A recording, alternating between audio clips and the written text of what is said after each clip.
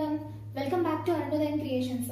Today we are going to learn about an interesting topic in reproduction lesson, that is male reproductive system. So male reproductive system gurinchi ee roju telusukundamu. This is male reproductive system diagram. Em parts unnayi chudandi. Male reproductive system usually contains a pair of oval shaped structures called testes. These two oval shaped structures are called testes. A pair ante rendu untayi annamata. And a pair of vas efferentia. This portion is called vas efferentia. A pair of vas efferentia and a pair of epididymis and a pair of vas deferens, seminal vesicles, a pair of seminal vesicles, prostate gland, Cowper's glands, a pair of Cowper's glands, and urethra. These are the parts of male reproductive system. Reproductive system ante enti ante group of organs which perform similar function.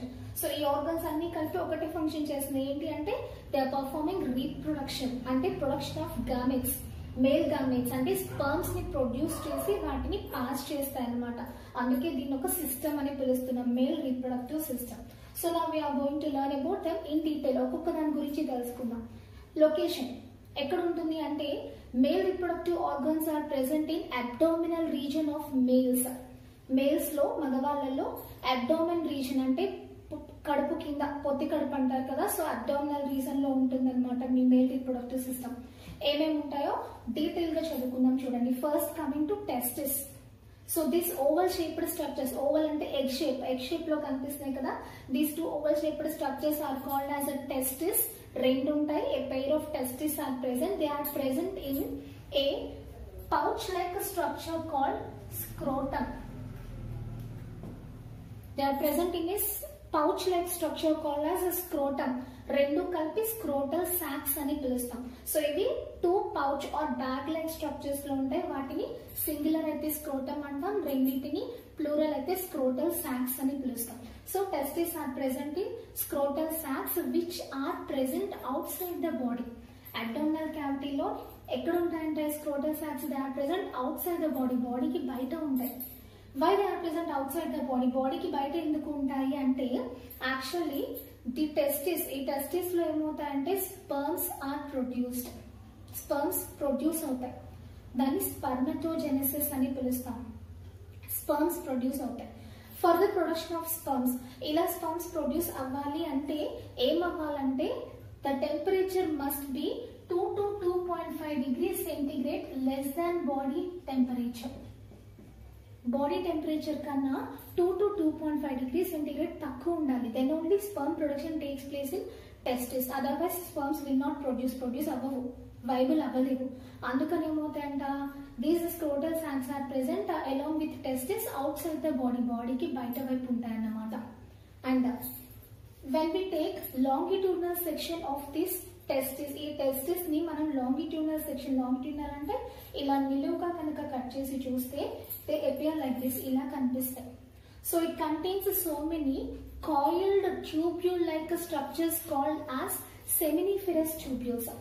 Coiled tubules called as seminiferous tubules. Seminiferous tubules ఉంటాయి. These seminiferous tubules contains, మళ్ళీ ఈ seminiferous tubules ని కూడా if we take a transverse section of them, ఇలా coiled గా ఉన్నాయి కదా tubule like structures, వీటిని మనం మళ్ళీ transverse section, for example imagine that this is a seminiferous tubule. If we cut them transversely, ఇలా అడ్డంగా కట్ చేసి చూసాం అనుకో, it appears like this, ఇలా కనిపిస్తాయి. They contain some cells arranged like lining of cells, ఇలా cells కనిపిస్తాయి.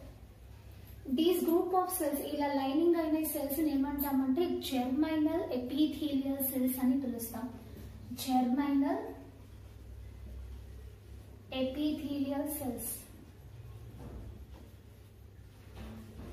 These germinal epithelial cells are diploid in nature. Diploid అంటే ఇట్స్ న్యూక్లియస్. ఈ ప్రతి సెల్ లో ఉన్న న్యూక్లియస్ లో ఏముంటాయంటే 2 sets of chromosomes ఉంటాయి. 2 sets of chromosomes. ఏమవుతాయి, the germinal epithelial cells undergoes so many mitotic divisions and one meiotic division and produces sperms. Actually గా మనకి cells divide అవుతాయి, cell division జరుగుతుంది. Two types of divisions are there. We have mitosis and meiosis. So వాటి గురించి మనం ఇంకొంచెం further lesson వెళ్ళిన తర్వాత తెలుసుకుంటాం. Mitosis and meiosis. Mitosis is useful for growth and development of an organism పెరిగి పెద్దవడానికి హెల్ప్ చేస్తుంది. Meiosis is useful for formation of gametes, అంటే మేల్స్ లో అయితే స్పర్మ్స్, ఫీమేల్స్ లో అయితే ఓవం ప్రొడ్యూస్ అవ్వడానికి మియోసిస్ అనే సెల్ డివిజన్ జరుగుతుంది అనమాట. సో ఇక్కడ ఏమవుతాయి, germinal epithelial cells undergoes so many mitotic divisions and only one meiotic division. ఒక్క meiotic division జరిగి ఏమవుతాయంటే they will produce millions and millions of cells which develops as sperms. Millions of cells produce అవుతాయి, వాటిలోంచి అవి ఎలా develop అవుతాయి, they will develop into sperms గా develop అవుతాయి. And these sperms will enter into center of this seminiferous tubule. ఈ seminiferous tubule centre లోకి వెళ్ళి then they will move on to next part of male reproductive system. Male reproductive system లో next part కి move అవుతాయి అన్నమాట. ఇంతవరకు testis అర్థమైంది కదా. So oval shaped structures which are present in some pouch like structures are testis. These pouch like structures are called as scrotum or scrotal sacs. ఏం చేస్తాయి, they are useful for maintaining 2 to 2.5 degrees centigrade less temperature than body temperature, which is useful for formation of sperms. And when we take longitudinal section of a testis, we'll have so many tubules called as seminiferous tubules.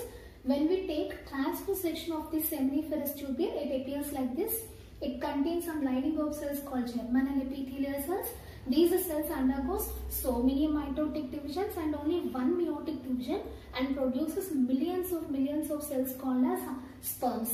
So meiosis జరిగింది కాబట్టి ఇక్కడ ఏమవుతాయి, ఈ diploid cell నుంచి మనకి haploid sperm produce అంటే ఒక set of chromosome మాత్రమే ఉంటుంది అనమాట. Now these sperms will enter into next part of male reproductive system, that is seminal vesicles. ఇవి దే ఎంటర్ ఇంటూ వాస్ ఇఫరెన్షియా. ఇక్కడికి వస్తాయి వాస్ ఇఫరెన్షియా. ఎలాగో చూడండి. Now the sperms enters into vas efferentia. The connection between epidermis, this portion is called epidermis. ఈ portion ని and testis ని connect చేస్తూ ఉండే మధ్యలో పోర్షన్ ని vas efferentia అంట. So the sperms enters into vas efferentia and from there the sperms enters into third part called as epididymis. So through vas efferentia the sperms which are produced in seminiferous tubules will enter into epididymis. అయితే ఇక్కడ మనం ఇంకొకటి గుర్తుంచుకోవాలి, function of testis is to produce sperms produce చేస్తున్నాయి కదా. Along with that it is also useful for producing a hormone called testosterone.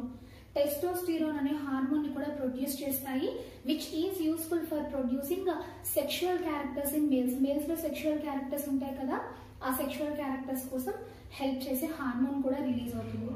So sperms ఏమైనాయి, through vas efferentia they enter into a coiled structure called as epididymis. Okay, this epididymis is present on posterior part of testis. ఈ testis కి posterior వైపు అంటే వెనక వైపు just like a long coiled tube, ఒక coiled tube లాగా arrange అయి ఉంటుంది epididymis. ఇక్కడ ఏమవుతాయంటే the sperms are temporarily stored here for some time. ఎన్ని రోజులు అంటే నియర్లీ 14 days పాటు sperms are temporary stored here, ఇక్కడ టెంపరరీగా స్టోర్ అవుతాయి. ఎందుకు అంటే these 14 days, ఈ 14 days ఏం జరుగుతుందంటే maturation of sperms takes place. Maturation అంటే the sperms get prepared for motility and fertility. So motility కదలడానికి అండ్ ఫర్టిలిటీ ఓవంతో ఫర్టిలైజ్ చేయడానికి గాను ప్రిపేర్ అవుతూ ఉంటాయి అన్నమాట. ఇక్కడ దాన్ని మెచ్యురేషన్ ఆఫ్ స్పర్మ్స్ అని పిలుస్తాం. So maturation of sperms takes place in epididymis. So sperms are temporary stored here. And ఇంకొక రీజన్, ఇంకా sperms are also saved here or getting protected here from harmful substances present in body. బాడీలో ఉన్న harmful substances like oxygen radicals లాంటివి ఏవైనా సరే ఈ sperms ని harm చేసే ఛాన్స్ ఉంది. అలా హార్మ్ అవ్వకుండా కూడా ఈ ఎపిడిడమిస్ ఏం చేస్తుంది, స్పర్మ్స్ ని టెంపరరీగా స్టోర్ చేసుకుంటుంది maturation purpose and for protection purpose కోసం. Nearly 14 days the sperms which are produced in seminiferous tubules are stored in epididymis. Next, the sperms from epidermis now move into this tube called as vas deferens. ఏమవుతాయి ఇక్కడ నుంచి the sperms will enter into a ascending loop of tubule called vas deferens. పైకి enter climb అవుతూ వెళ్ళింది కదా ఒక tube, దీనిలోకి enter అవుతే దీన్ని vas deferens అని పిలుస్తాం. సో ఇక్కడ ప్రొడ్యూస్ అయిన స్పర్మ్స్ ఈ vas deferens ఇక్కడ vas deferens లోకి ఎంటర్ అవుతాయి. And from vas deferens they will move on to here. ఇక్కడ వరకు వస్తాయి. The sperms move up to here. This is a urinary bladder. Excretory system లో ఉంటుంది మనకి urinary bladder, and these two tubes are called as ureters. Ureters, the tubes which brings urine from kidneys to urinary bladder, ఇవన్నమాట ureters. So excretory system దగ్గరే ఉంటుంది male reproductive system కూడా. So ఇక్కడ ఏమవుతుందో చూడండి, vas deferens will loop on the ureter. ఈ ureter పై నుంచి loop అయి ఇలా మళ్ళీ కిందకి క్లైంబ్ అవుతుంది. ఇక్కడ ఏమవుతుందంటే we have 3 sets of glands. మనకి glands ఉంటాయి, 3 sets of glands. They are a pair of seminal vesicles, these two, a pair of seminal vesicles, one prostate gland, ఇది prostate gland, and a pair of Cowper's glands. So 3 sets of glands are present which are useful for producing some secretions. కొన్ని secretions release చేస్తాయి. అవి ఏంటో ఎందుకో ఇప్పుడు చూద్దాం చూడండి. So sperms from seminiferous tubules they enter into vas efferentia, from there to epidermis, from there to vas deferens they came here. ఇక్కడ వరకు వచ్చాయి. ఇక్కడ ఏమవుతుందంటే a pair of seminal vesicles are present. ఇక్కడ ఉన్నాయి కదా, these seminal vesicles produces a fluid called seminal fluid. Seminal fluid ని produce చేస్తాయి. ఈ ఫ్లూయిడ్ ఏం చేస్తుంది అంటే this fluid is useful for keeping the sperms active even after they get out of the body. ఈ స్పర్మ్స్ ఎప్పుడైతే body నుంచి బయటికి వెళ్ళిపోయినా సరే వాటిని యాక్టివేట్ చేస్తూ వాటికి ఎనర్జీని సప్లై చేస్తూ ఉండడం కోసం seminal vesicles producers seminal fluid. So ఇక్కడ వరకు వచ్చిన స్పర్మ్స్ ఏమవుతాయి, now they get mixed with this fluid. ఈ సెమినల్ వెసికల్స్ ప్రొడ్యూస్ చేసిన ఫ్లూయిడ్ తో మిక్స్ అవుతాయి ఈ sperms. Did you understand? So seminal vesicles are the glands which produces some substance called seminal fluid. This fluid is useful for keeping the sperms active and gives energy to the sperms even after they came out of the body. Body నుంచి బయటకు వచ్చేసిన తర్వాత కూడా వాటికి ఎనర్జీని supply చేస్తూ ఉంటాయి. Why? Because this fluid contains fructose, amino acids లాంటి సబ్స్టెన్సెస్ ఉంటాయి. అవన్నీ కూడా స్పర్మ్స్ ని యాక్టివ్ గా ఉంచుతాయి అన్నమాట ఫర్టిలైజేషన్ అయ్యేంత వరకు. Now the sperms along with seminal fluid enters into next part. ఇక్కడ వరకు వస్తాయి. This tube is called as a ejaculatory duct. Ejaculatory duct. So vas deferens and ఈ seminal duct దగ్గర నుంచి ఎంటర్ అయిన ట్యూబ్ ని ejaculatory duct అని పిలుస్తాం. vas deferens ఈ seminal vesicles దగ్గర నుంచి వచ్చిన seminal duct రెండు కలిసి now we can call this tube as ejaculatory duct. This one.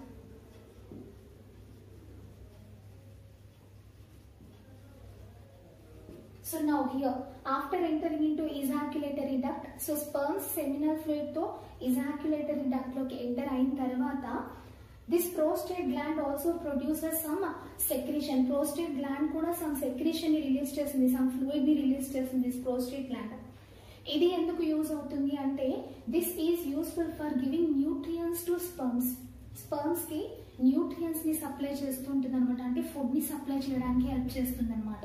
So the sperms along with this fluid which is released by seminal vesicles and with prostate gland secretion, ఈ prostate gland secretion తో కలిపి the sperms will move down, ఇంకా కొంచెం కిందకి వస్తాయి.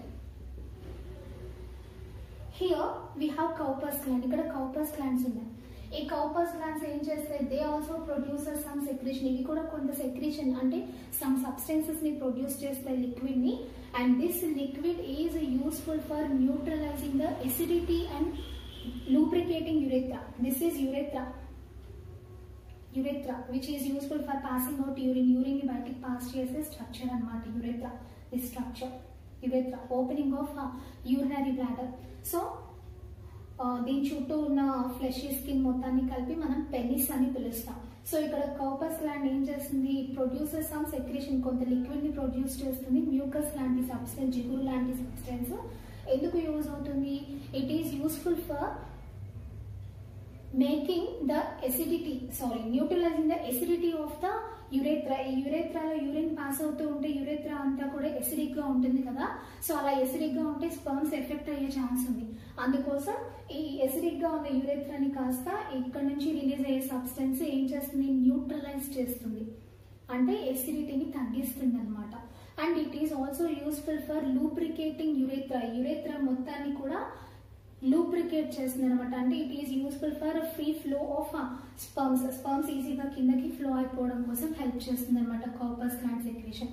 So now the sperms ఏం చేస్తాయి, secretions release by seminal glands, prostate gland and corpus gland మూడింటి సెక్రేషన్స్ తో కలిపి sperms will enter into next part. ఈ ఇజాక్యులేటరీ డక్ట్ లో నుంచి ఈ యురేత్రాలోకి ఎంటర్ అవుతాయి.